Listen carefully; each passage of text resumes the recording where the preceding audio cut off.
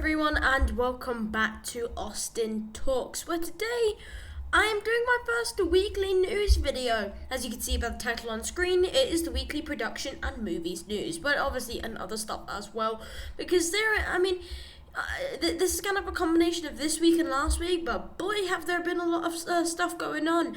We've got many movies, many series, many trailers released this week and last week as well. So that's what I'm covering in this episode week. As you can see by the title, it's Austin Talks week one of weekly production and movies news. That will obviously change over time. It'll be week 2, week 3, and you get the gist. But without further ado, I'm actually really excited for this video, and obviously they're not long. So let's just get right into them. Now, the first thing is Aquaman 2 and the Lost Kingdom trailer was released this season. Oh my god, was released. Now, the first movie doesn't even crack the top 20 in the DC EU, and I genuinely don't even think if there was 20 movies. But this movie does actually look very interesting and very good. Now, we have a menacing and comic-accurate portrayal of the Black Manta, and this does look like a heavy action movie with a great storyline, but I said that with the last one, so I'm really not too sure. We also have a storyline where Aquaman has a child, which I think is actually something that will be interesting, and I'm surprised they went with this storyline because there was 2 in development, and this was actually the most unlikely one to be chosen, and I'm actually surprised. But yeah, and I think that'll be interesting to see. Now, there's no saying that this will actually be released in theaters, because if you look at like most cinemas, they'll obviously have stuff to the beginning of 2024. This is actually not on there, so that leads me to believe that this is actually not going to be released in theaters, which is actually a good sign. But we still have 2 and a bit months until it releases. But I do hope it's on HBO, and depending on that, then they'll release it on the big screen.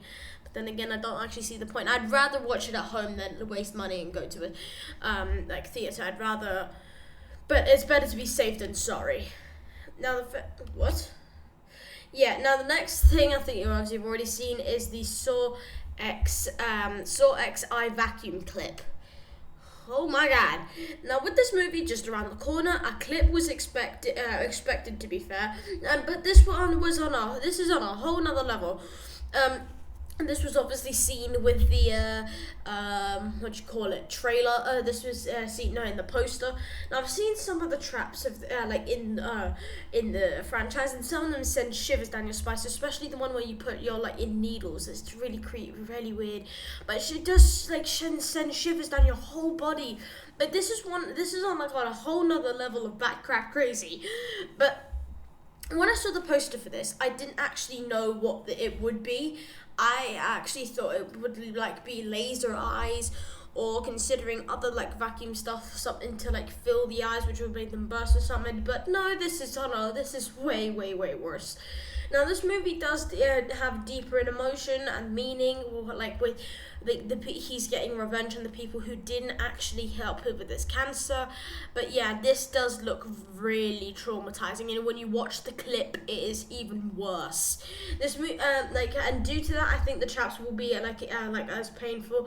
But the thing is, with Saw X, with Saw in general, as much as one of them will kill you, the other one just seems as painful, and I think that's why this is such a really bad franchise. And I honestly don't want to see this. I have a feeling in the movie the eyes will genuinely actually come out, which is not something I'm looking forward to. This alone shows the depth of this movie, and this movie will go hard with the storyline. Yes, this week we did get a trailer for Percy Jackson and the Olympians. Now, I watched this trailer this morning, actually. I watched it with some friends, and it does look very, very similar. Very, very, very similar to the movie. And it just with a lot younger people. I was never a fan of the first movies, if I'm going to be honest. I know that's going to anger a few people, but I only like the storyline of this. But this does seem very revamped, but in a better way. Now, I would also understand why people don't actually want to see a remake of this, because they are such cherished movies and books that people don't like them. Don't like it when it's changed into I don't like it when it's changed into a movie, and I do get that. I do get that a lot. But this is also a series with minor details from the stories that can be implemented. So that's kind of the benefit of a series. You get more detail and more like storyline, like things to talk about. And this can be like you could have like multiple seasons of various books. That's why I think that'd be good. And I think this is a good change of pace. But like as someone who has yet to read the books, I do plan to. This series does look good. And I do think this will as I said, I do know this would not annoy. This would annoy people because people like the other movies. I was never a fan of them, but they were okay. They weren't it's not something I would watch again. It's just a movie. But I'd like to see how this plays out. But sadly, I have to wait to December, so that's always fun. And then now we have a Money Heist spin-off. Now this was recently announced, but I am talking about this as a person who has actually never seen Money Heist from watching the trailer, but it seems like a robbery type agent show that takes place in Berlin. But then again, there's also a character named Berlin. I found that out about 5 minutes later after I wrote this. Now, but I mean, that's the only thing that would actually make sense. I think it does look interesting. Don't get me wrong, but it's a very generic type of genre on Netflix. It's a very like getting robbery money, like robbing something. It is very generic. I mean, you see Red Notice. I mean, Red Notice will never be matched, but still. But it is a very generic type of genre, and I'm not sure if this is something that I would watch. But if it is, I'll probably have to watch Money Heist and What Heist. And there is 6 seasons, and I know my parents watched it. They love Money Heist, but yeah. I do want to see how this I want to see the ratings of this before because I think seeing Money Heist would probably be better if I saw then watching this. So then after that I would get the gist of it. But obviously for Money Heist fans, this will be great for people. So yeah, I think that's a great thing, and it is said to release in December. A lot of things are being released in December. It's 4 days after Christmas, I believe. I could be wrong. So yeah. Now, and there is no image. Why is there no image? Loki Season 2 Featurette. Now, while this Featurette is only about a minute long, it shows the audience what the MCU has planned for the show. And let me just say that I like where this is going. This series does seem like it knows what it's doing, especially with the Kang storyline. Now, and something I will get into in a break. This will be something I get into in my breakdown video coming in a few weeks' time. But it's the lack of marketing. But I think that's done for a reason. I don't think that's they don't want to do they're not pulling their weight this one. I think that's done on purpose. I mean, they did it with what was it they did with Ant-Man Quantumania? They really did not do a lot with the marketing there. I mean, everyone expected so much from that movie. Now, it's been very quiet, and I do think that is actually intentional. The Featurette also shows how committed the cast is to the series, and that always definitely seems like something. I mean, they are actors, but Loki, and Tom Hiddleston's been playing Loki for a very long time. And when he was killed off in Infinity War, he chose to be I want to do a series, and how are we going to implement this? So that actually does make sense, and I'm glad that the cast is really into this, because as a very committed MCU fan, this is a very good show. Yes, this week, Fantastic Beasts 4 and 5 were confirmed. People still think that this was actually it's not going to happen. It is. They are happening when it's and with the whole protest thing taking place. I'm actually surprised that this was announced. But I guess here we are. But after the events of Secret Wars of Dumbledore, it does get to. It is pretty clear that we're getting a sequel, for number 4. But a 5th sequel does seem really excessive. I like this franchise, but they are really dragging it out based on the timeline. But it would be a good idea to introduce people like Hagrid or McGonagall. That's spelled wrong. And But like I'm not like sure what they'll do from that point on. I think that will probably take you up to the plot, like to when actually the Harry Potter happens, or like when his birth. I think that's like a good stopping point. I mean, a Fantastic Beasts 5 is like a really like is a point of dragging it out. But I am really curious to see what they come out with. I am almost certain these won't come out for a good few years. But I guess we'll have to wait and see. But I do think like being them announced in the protest is kind of really weird in that sense. But I guess we'll we will have a few years to wait for these. But I guess we'll wait until we get an official announcement, which again will be in years. Oh yes, my favorite. This is my favorite part of the video. I like doing this. Now, Haunting in Venice v The Nun 2 box office rating. Two of the most popular movies of the week. I will be doing that. Why is that Barbie and Oppenheimer? Are you kidding me? Hang on. Why is it the same one? That's not. Oh my god! Are you kidding me? Why is that the same image? Oh my days! Okay, well, for those who don't know, next I'm doing Oppenheimer versus Barbie. Are you kidding me right now? Oh my days. Okay, we're gonna have a word there. Right. You can check the graph yourself. If you go to numbers.com, you put the two names together, like names of the movies, then you get them together. Yes, it is how it works. But A Haunting in Venice is doing so these two movies actually released on the same night, and it is clear that both of them are doing well in terms of box office. They are doing both well. But The Nun currently has the lead by a long shot. But I'll put the link to the numbers later. But The Nun 2 currently has the lead, and to be honest though, I'm not surprised. The Conjuring universe has always had the edge with every movie, and they are apparently really good quality horror movies. But the concept of A Haunting in Venice also does intrigue me, with like a whole ambiance, murder mystery type thing, and it may be something that I actually go and see, but like still doesn't change the rating. I mean, obviously now that you have this to see, it is clear what I'm going to talk about next, and I'll keep an update for another week. I'll keep an update on what this is, what it's currently like. See what's happening. But I'll only do that for like 2 weeks, and I'll do next week with I'm not doing Oppenheimer and Barbie next week. I'll do something like Expendables 4 and something. But next thing to talk about is this. Oh, this is so embarrassing. Now, as we all know, these movies have been one-upping each other since their release weekend. And while these numbers are disappointing, they are facts. The facts suck sometimes.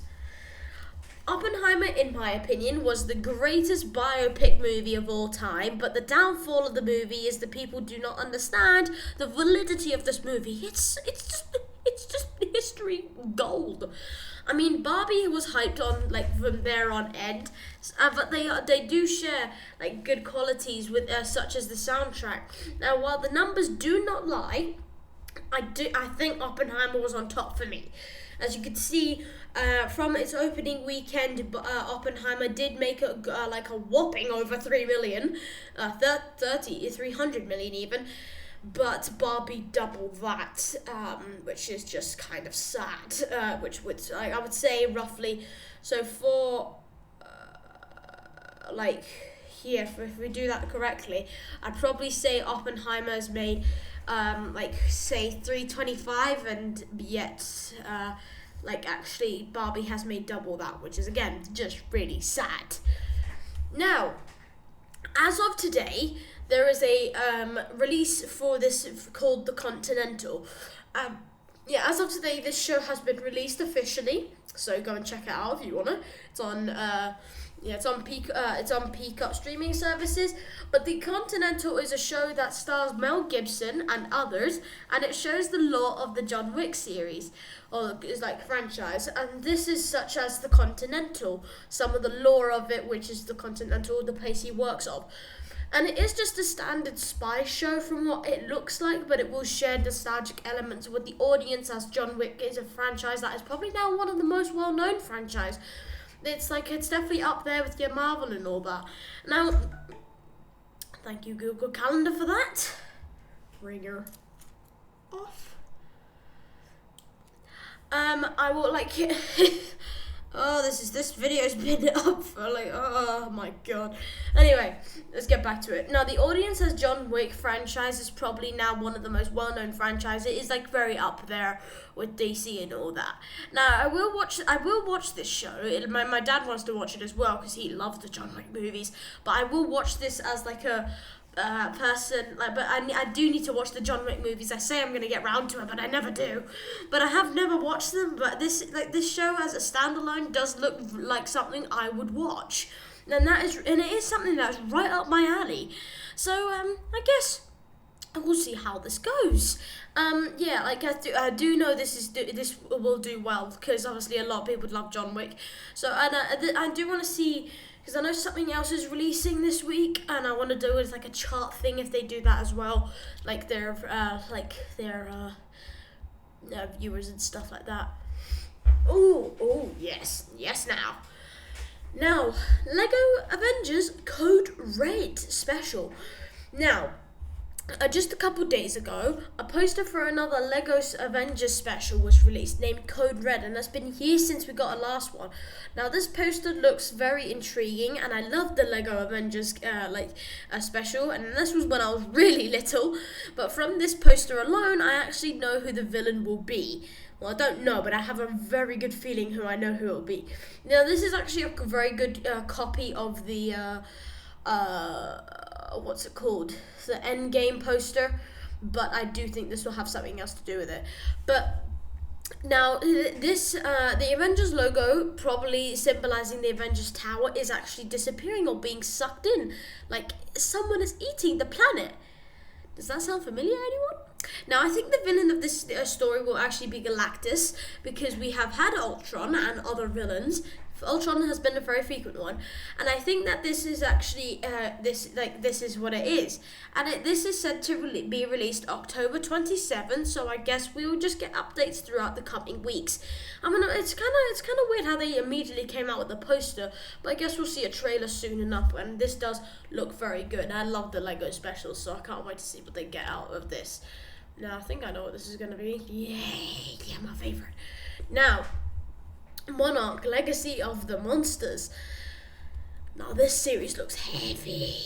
Now, I love the Godzilla and Kaiju verse, and this series is basically the icing on the cake for me. This series revolves around the outburst of monsters such as Godzilla and other monsters like Rodan. Now, this series takes place before the King of the Monsters, which I think is actually something good to see, as it will have a number of various monsters, which is something good that we need to understand, in between plot points of the Godzilla 2014 and King of the Monsters. Because basically what we did was we got Godzilla, and they were like, oh yeah, there's other monsters as well. So I think that this is quite smart.